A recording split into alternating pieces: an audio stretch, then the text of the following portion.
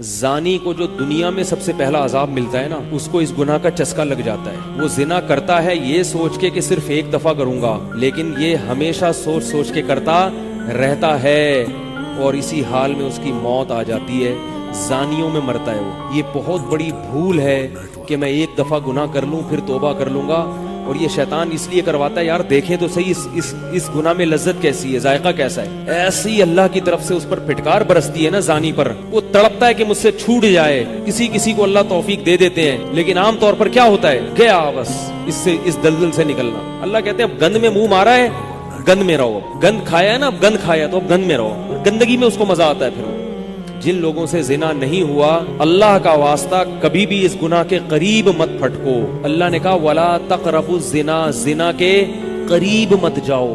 قریب کیسے قریب جاتا ہے انسان؟ آپ کے گھر میں کوئی رشتہ دار جوان لڑکی آ گئی ہے یونیورسٹی کی، کالج کی، آپ گھر سے باہر نکل جاؤ۔ بعض دفعہ ایسا ہوتا ہے، لوگ مجھے بتاتے ہیں کہ کوئی میری رشتہ دار خاتون آئی، جوان تھی، گھر میں تھا، وہ اکیلی تھی، وہ آ گئی تو میری بڑی عجیب کنڈیشن ہو گئی، میں بہت پریشان ہو گیا، بہت مشکل سے بچا میں ان سے کہتا ہوں آپ گھر سے نکلے کیوں نہیں؟ یہ تو آپ قریب تو چلے گئے نا۔ جب ایک جوان لڑکی آپ کے گھر میں آئی ہے، آپ کو اس وقت گھر میں نہیں ہونا چاہیے، نکل جاؤ وہاں سے، ایسے دور بھاگو زنا سے۔ انبیاء ایسے ہی کرتے تھے، تبھی تو بچتے تھے وہ۔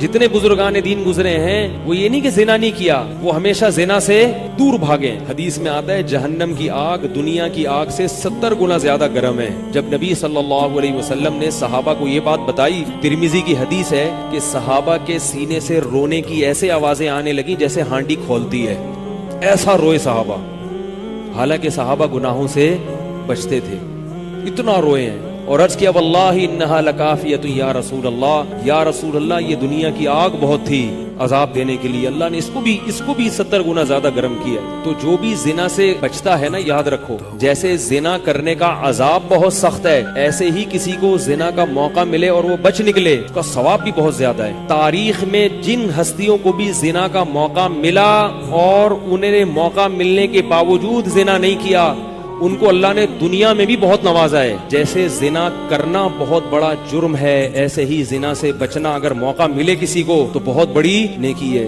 یوسف علیہ السلام کو اللہ نے کیسا نوازا کہ نہیں نوازا، بچے تھے وہ۔ تو بھائی کرنے والے بہت ہیں، بچنے والے تھوڑے ہیں۔ کرنے والوں میں اگر اپنا شمار کرو گے تو جہاں بہت سارے لوگ ہیں مزے کی زندگی گزاری، تھوڑے دنوں کے لطف اور مزے ہیں، اس کے بعد دنیا کا سکون بھی گیا اور آخرت میں جہنم کی آگ۔ اور اگر بچنے والوں میں آ گئے تو ان تھوڑے لوگوں میں اللہ شامل کر لیں گے جو تھوڑے شکر گزار ہوتے ہیں۔ لیکن اس کا یہ مطلب نہیں ہے کہ ایسا ماحول کریٹ کرو کہ پھر آپ کو بچنے کا موقع ملے، دور بھاگو۔ میں نے بتایا نا، کوئی لڑکی گھر میں آتی ہے، باہر نکل جاؤ گھر سے، بولے بھائی تنہائی میں نہیں۔